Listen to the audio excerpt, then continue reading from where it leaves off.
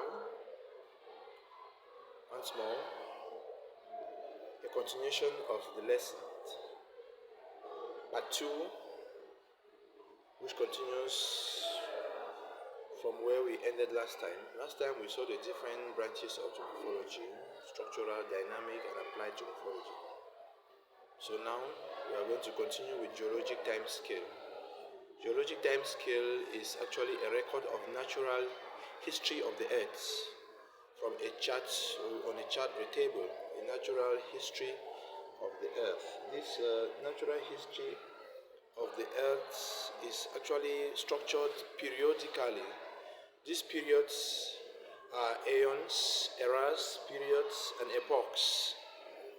Yes, we are not going to be navigating through that, but we are going to see that in aeons, in eras, in epochs, we are going to examine the different forms of natural history and what has happened to the earth from time memorial up till today. Yes, in geomorphology, we have eras, we have periods, we have epochs, as well as aeons. Era here is the longest of all geologic periods, the lifespan. In an era are periods, and periods you have epochs. So by geologic time scale, we equally have a lot of pro-geologic periods which are found in major geologic time. Categorically, we have 4 main geologic periods. We have the Precambrian era, we have the Paleozoic era, the Mesozoic, and the Cenozoic.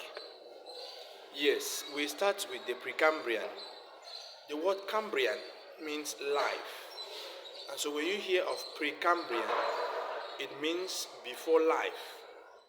And so the Precambrian era on Earth geologically started some 4.6 billion years to about 525 million years ago.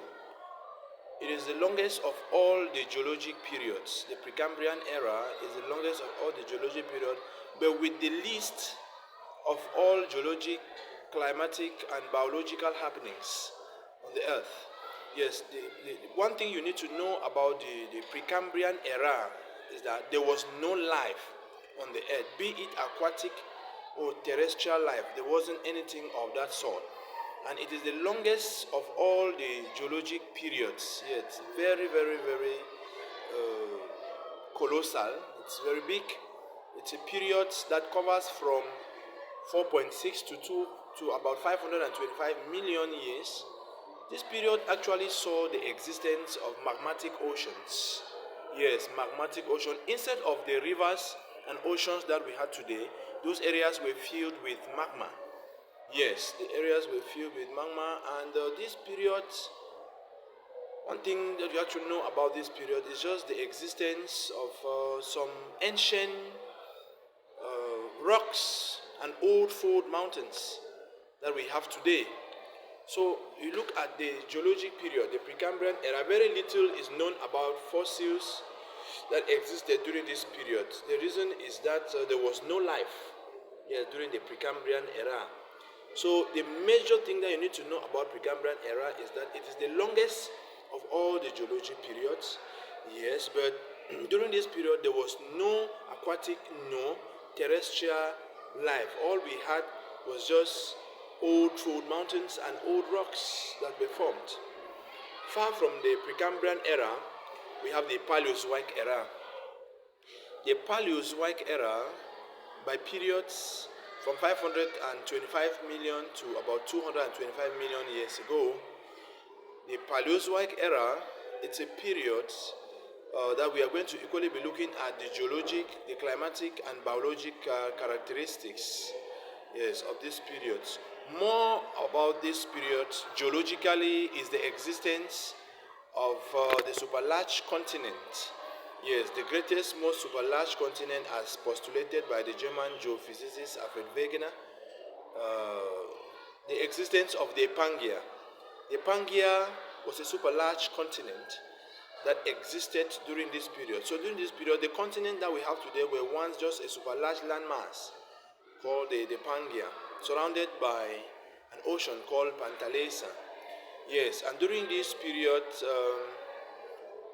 we discovered that the first form of organisms on Earth were much more of aquatic organisms. Yes, and this aquatic organism, precisely, we talked about the jellyfish. Yes, the jellyfish were the more the new forms of life that emerge, and some sort of